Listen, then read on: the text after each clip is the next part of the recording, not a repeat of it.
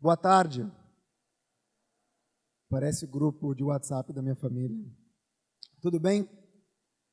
Pessoal, escolhi esse tema de hoje, pedi até 5 minutos a mais do que os 35 que são previstos, porque esse é um tema muito caro para muita gente. O Bruno Mota comentou agora há pouco a respeito de Instagram e de Twitter. Quem aqui usa o LinkedIn? Levanta a mão, por favor.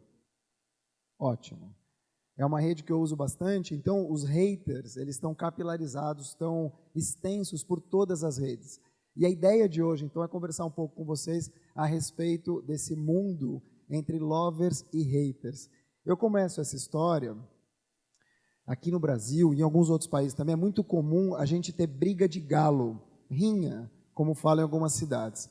E numa dessas pequenas cidades, tem uma anedota que conta que um dos visitantes chegou e estava tendo uma rinha de galo, estava tendo uma briga de galo. E essas brigas de galo, normalmente, elas envolvem dinheiro, aposta.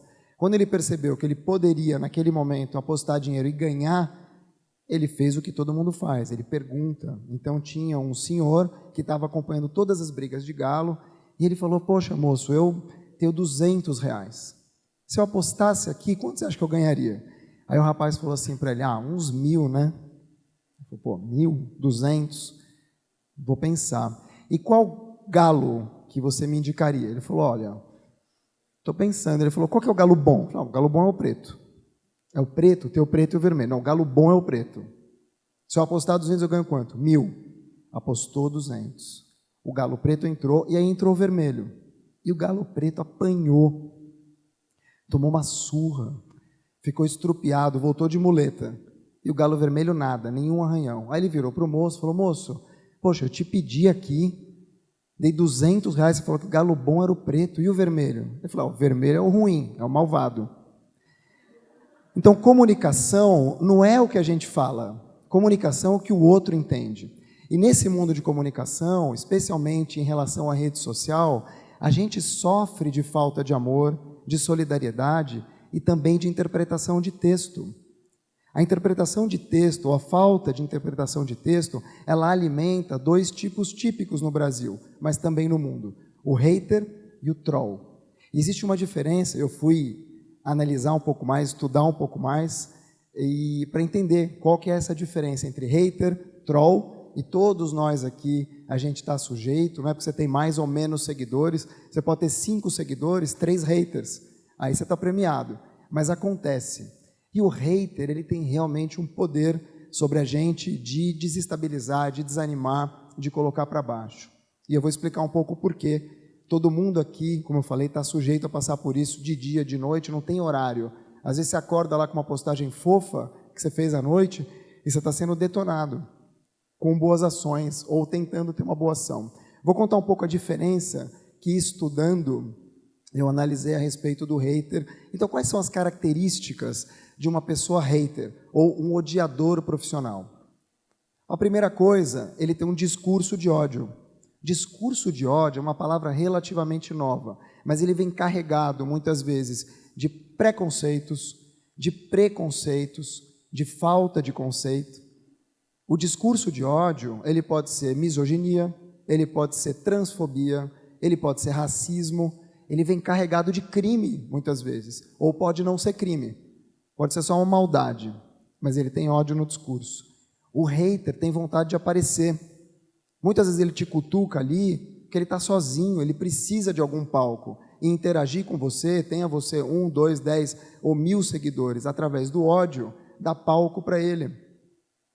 Ele é covarde, porque muitas vezes ele se esconde atrás de um apelido. Ele é invejoso, ele não tem o que você tem. E eu não estou dizendo de dinheiro, eu estou falando às vezes de notoriedade, eu estou falando às vezes de felicidade. Vocês já perceberam como a felicidade incomoda? Especialmente em rede social? Tem maldade envolvida, inseguro. Inseguro. O hater é sobretudo um inseguro. Ele não tem aquilo que você tem, ou pode até ter, mas especialmente ele não é aquilo que você é. Isso dói num jeito que a forma dele demonstrar a falta desse ser ou dos valores que ele não tem é sendo um odiador profissional. E por fim, que me perdoem os animais, ele é burro.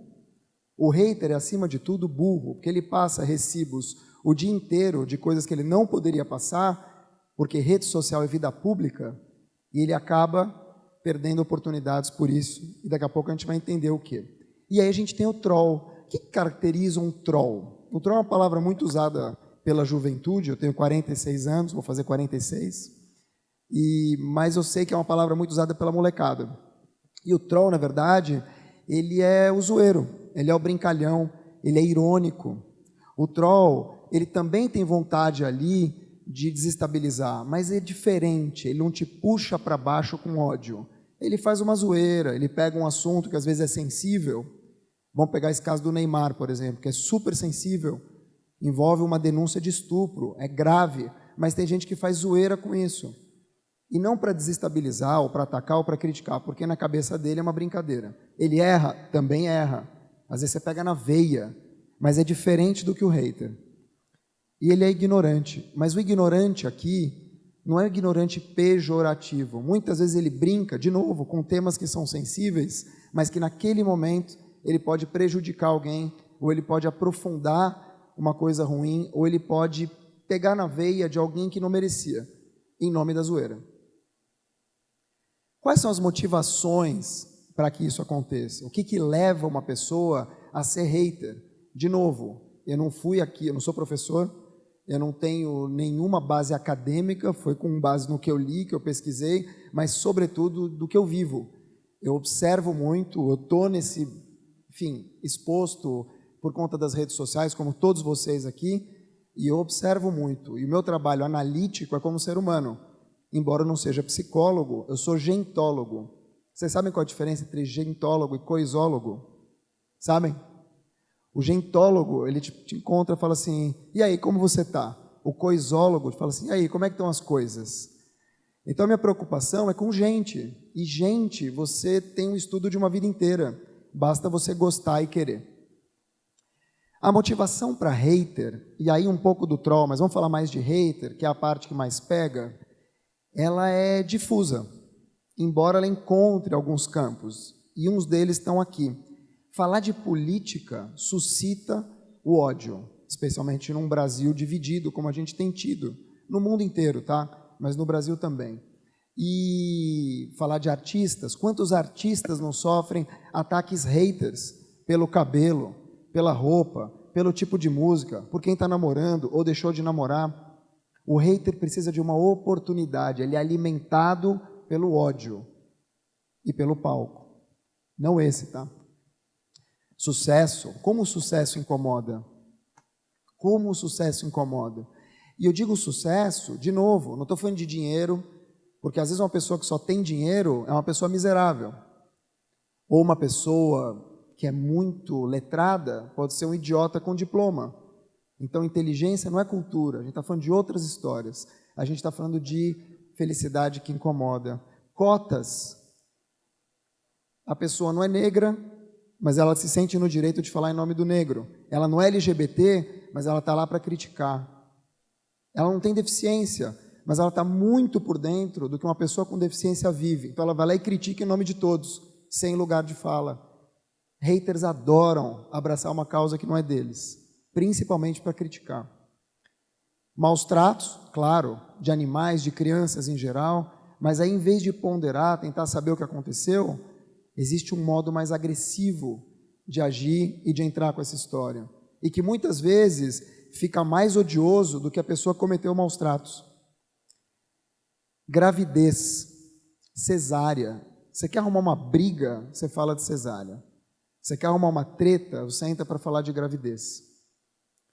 E costumes em geral. A gente tem tido uma onda conservadora aqui, não é só brasileira, então você comentar costumes, você se posicionar a favor ou contra costumes, é sempre um motivo também para você incitar a violência dos outros. Então, de novo, o hater, ele age de forma burra. Me desculpa, não é com o animal, mas é só uma figura de linguagem. E por que uma forma burra? Porque antes de tudo, quando você está numa rede social e todo mundo aqui está sujeito, você assina um termo. Você assina um termo em que você está sujeito a, no mínimo, termos e condições daquela rede social. E que pode se traduzir depois em lei. severa, mas a pessoa não percebe, ela está lá criticando, atacando, ela está lá se sujeitando a virar um odiador profissional, incorrendo em crimes, inclusive. Ela faz isso tentando se esconder. Será que dá para se esconder por muito tempo? Claro que não. Para isso existe delegacia digital. Para isso existe pegada digital. Então, o tempo todo, o hater ele está sujeito, sem perceber, ao rastro da lei. Mas mesmo quando ele não comete um crime, nem sempre você comete um crime quando você xinga alguém, você pode ali só criticar, mas você critica de um jeito mais duro, posts e comentários que não são necessariamente crime, ou seja, não estou cometendo uma difamação ou nem uma injúria, mas você prejudica a imagem de alguém, são puníveis também, só que as pessoas não percebem, elas estão lá te xingando. Aliás, eu vou dar uma dica para vocês, que é o que eu faço. Quando alguém me xinga, e eu vou explicar aqui depois o que é o ideal, pelo menos que funciona para mim, pelo que eu li, invariavelmente eu deixo passar. Até quando eu xingo a minha mãe, coitada, que acontece. Mas eu deixo passar, porque ali fala muito mais sobre a pessoa. De novo, a gente está no meio público. Para isso existe print. Se a pessoa me imputa um crime, está dizendo que eu sou mentiroso, e eu trabalho com informação, ou que eu estou espalhando fake news, aí eu alerto a pessoa por inbox. Se a pessoa pira, pode acontecer também, começa a me atacar loucamente, ou faz alguma coisa muito fora, eu printo o comentário dela e mando para ela. E aí eu aviso, falo, ó, estou printando seu comentário e eu vou te denunciar. Então, existem maneiras de você mostrar para o hater que você está esperto. Porque a grande dificuldade que o hater tem muitas vezes é de entender que do outro lado tem alguém que pensa. Ele acha que ele pode atacar e que tudo fica como está. Porque o Brasil é um país impune, obviamente. Mas a internet brasileira, pelo menos a brasileira, é uma terra com lei e não sem lei. E cada vez mais vai ser com lei. E aí você me pergunta, e eu também me fiz essa pergunta, então como agir quando a gente fala de haterismo? O que a gente tem que fazer se a gente é uma pessoa física, cada um de vocês aqui, ou se a gente é uma pessoa jurídica, você está escrevendo pela tua empresa ou respondendo em nome da tua empresa? Pelo que acontece comigo e das pessoas que eu conheço e para onde eu fui pesquisar, as dicas que se dá para pessoas físicas que estão sendo atacadas por um hater, e eu vou chegar no lover, tá, pessoal? Não é uma palestra sobre ódio, é ódio e amor. Primeiro, silencie. Silencie. Primeiro, você não responde. É muito difícil, porque é óbvio que um ataque mina, muitas vezes, a tua autoconfiança. É normal, se eu estou aqui para entrar no palco, eu abro o meu e-mail, vejo um comentário que mexe aqui dentro, é evidente que eu entro enfraquecido. Então, não quer dizer que não vai ter efeito em você. Vai ter sempre efeito. Sempre vai ter efeito. O que você faz com o efeito é que faz diferença. Então, silenciar, talvez silenciar a pessoa. Na sua timeline, são suas regras. Você aceita palavrão? Se uma pessoa está discutindo com outra no Facebook, no teu Facebook, começa um bate-boca a respeito de política, você deixa? Por que não? Ou porque sim? Quem decide é você. É tua página que fala sobre você. Você é a tua própria rede social. Você é o teu próprio canal. Cuidado quando você deixa as coisas acontecerem. Porque quando printarem, é teu nome que vai estar lá. Respeitar críticas respeitosas. Não é porque alguém te criticou que a crítica não merece ser respondida nem lida. Aliás, é muito importante você ouvir e respeitar a crítica. É com ela que você cresce. A vitória tem um sabor doce. Diminuir o palco do hater. Tudo que o hater quer é se alimentar da tua resposta. Sabe aquela história? Tem 500 comentários bacanas e tem um que pegou e você vai lá e responde justamente para aquele.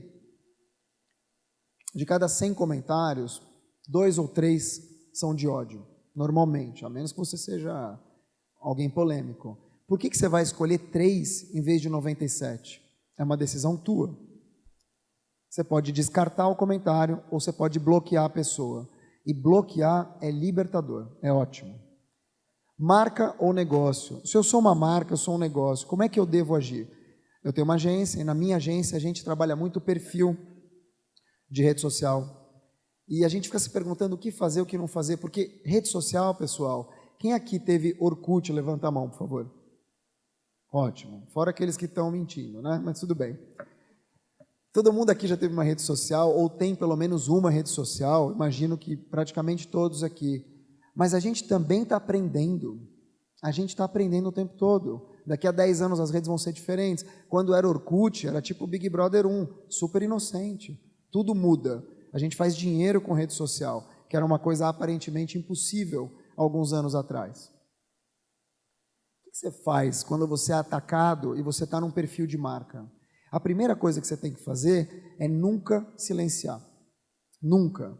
Toda vez que alguém te ataca num perfil comercial, você tem que estar pelo menos pronto a responder aquele ataque. De novo, as pessoas que atacam estão esperando um palco. Na pessoa física, você não é obrigado. Na marca, os outros clientes da marca esperam que você se posicione. Você tem que responder. Poxa, mas eu vou responder, me chamaram de ladrão? Aí é outra história. De novo, você tem regras para isso, mas você não pode silenciar. Usar a comunicação não violenta. Que tipo de sentimento deve estar motivando aquele hater naquele momento? Por que ele está agindo daquele jeito? Será que não tem alguma demanda reprimida que eu posso responder? Talvez sim. Aliás, provavelmente sim. E se você consegue usar uma comunicação não violenta, não estou falando idiota, estou falando não violenta, você consegue mobilizar a tua rede, inclusive para transformar o hater em lover. E dá. É um trabalho, mas dá. E uma vez que o hater vira lover, dificilmente ele volta a se reconverter, porque ele sentiu verdade naquilo que você falou. Argumento. Apagar o comentário, eu não recomendo, porque depois ele pega o print, porque todo hater, ele age com mecanismo, ele printa aquilo que ele fez, justamente esperando que uma hora você vai apagar, para ele colocar, ó, estão me censurando, que absurdo, não apaga meus comentários. É assim, é um trabalho, coitado, é a vida dele. Você pode denunciar para a rede social, você pode denunciar para a polícia, é assim que a gente trabalha. Mas onde tem sombra, tem luz. A gente tem um lado sombra e a gente tem um lado luz. E aí a gente tem a oportunidade de falar do amor. A gente tem a oportunidade de falar do lover, que nada mais é do que o antagonista do hater.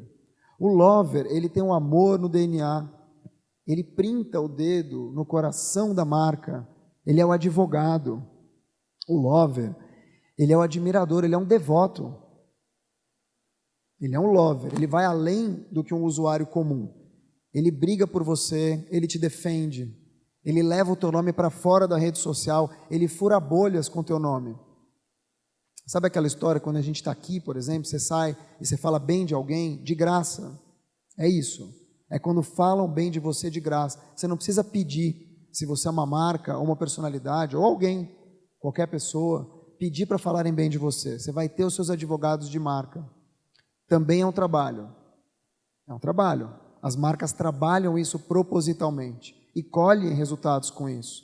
Porque é muito melhor eu sair daqui e ter advogados que viram essa palestra e vão falar espontaneamente do que eu colocar um totem lá fora e dizer, ó, venham ver minha palestra, eu sou muito legal, sou isso, sou aquilo. Ninguém se autoproclama influenciador, ou faz um curso de influenciador, ou qualquer outra coisa do gênero. Nenhuma marca coloca, somos a melhor marca do mundo. Não existe mais isso, ficou velho. Ficou velho. Vocês não estão aqui por minha causa, vocês estão aqui por causa de vocês. E quem está aqui é vetor para entregar para vocês alguma coisa que agregue, ou não é assim? E as marcas perceberam. Ninguém fala, abra Coca-Cola, abra a felicidade é tua. A Coca-Cola é o meio, é um instrumento. E na comunicação isso tem sido cada vez mais forte. Para você ter bons advogados de marca, você precisa necessariamente cativar, fidelizar, é amor. Existe até um index, ou um ranking do amor de marcas. Olha que curioso, as grandes marcas intangíveis são aquelas mais digitalizadas. Fala, pô, mas como é que alguém ama uma marca de streaming? De novo, não é amar a marca de streaming, mas é amar a marca do que ela proporciona para você. Os momentos que você tem em família, a hora que você está no sofá, chovendo lá fora. ou aquilo que você traz do supermercado, ou as conexões que você cria que te levam mais longe. É isso que a gente ama, é o benefício da marca. Não é o jacaré mais. E aí a gente tem mandamentos mesmo. Mandamentos. E pesquisando, eu percebi que existem 5 grandes mandamentos que as marcas como um todo trabalham para que elas advoguem ou que elas tenham advogados que não são pagos, não são embaixadores profissionais, são informais, são aqueles que vão levar o nome, mas para isso precisa ter experiência. Experiência. Quando vocês vêm para cá hoje, vocês chegam por algum lugar, você tem uma fila ok, se a fila começa a demorar, já começa a atrapalhar a experiência. Se você entra aqui, o som está ruim, a cadeira está dura, é experiência. É um círculo virtuoso que começa na primeira ligação. Ou não é assim na empresa de vocês? O tempo todo. Emoção. Emoção. Você não precisa chorar olhando para a marca, mas ela vai te lembrar alguma coisa. É um perfume que te leva para ter um olfato, é uma viagem que você fez em que você passou um momento bom. As marcas têm que ter emoção, e te digo mais, cada vez mais as marcas vão trabalhar com emoção, especialmente as marcas que trabalham com softwares. Eu estive em Orlando agora, pela SAP, e a SAP adquiriu a Qualtrics, que é uma empresa que mapeou 27 sentimentos humanos. 27 sentimentos humanos. O que você faz com mapeamento de sentimento? Talvez um dia que você está passando por aqui em Campinas, você passou na frente do hotel, o teu celular identificou que naquele dia aconteceram coisas incríveis na tua vida, tem uma promoção para você. Pode ser que seja isso, pode ser que não. Eu passei na frente de uma loja, naquele trecho, o celular, por algum motivo, identificou que um tempo atrás eu tive uma emoção, enfim, que eu queria presentear alguém, aparece uma promoção. A gente não sabe o dia de amanhã. E cada vez sabe menos. Então, emoção para você fidelizar. Não é só vender uma peça de roupa. Peça de roupa, software, cada vez mais vai ser commodity. Commodity. O que vale é a experiência, aquilo que você leva. Engajamento, causa. Essa molecada de hoje, eu também me incluo, mas essa molecada de hoje, cada vez mais vai querer menos ostentar uma grande marca aqui ou aqui. Ela quer saber se aquela marca de roupa está trabalhando corretamente, se ela está fazendo bem ou mal para o planeta, se aquela roupa de algodão está fazendo bem para os tecelões, que são ribeirinhos e precisam daquele dinheiro, ou está explorando. Se aquela bola é costurada por crianças no Afeganistão ou não, se tem trabalho escravo ou não.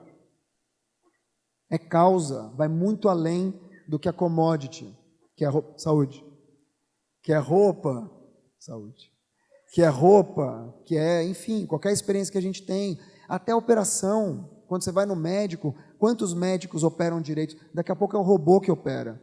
Aí você vai no médico para quê? Para se tranquilizar ou só para operar? O lover, ele trata a marca como se tratasse uma pessoa. E aí como é que você o mantém por perto? Sendo coerente, praticando aquilo que você posta como marca. Se você tem valores e você está falando dos seus valores o tempo todo, não adianta você trazer uma propaganda sobre diversidade e você não ter profissionais negros. Não adianta. Porque senão você não é lover. Você está ali fazendo uma perfumaria. Seja gentil. Corresponda às expectativas. A gente está o tempo todo, embora a minha analista fale que a expectativa é a mãe do ressentimento, a gente está o tempo todo esperando alguma coisa de alguém, ainda que a gente não queira, mas está. E com as marcas não é diferente, você sempre espera algo a mais. De novo, a questão da experiência. O que ela proporciona para você?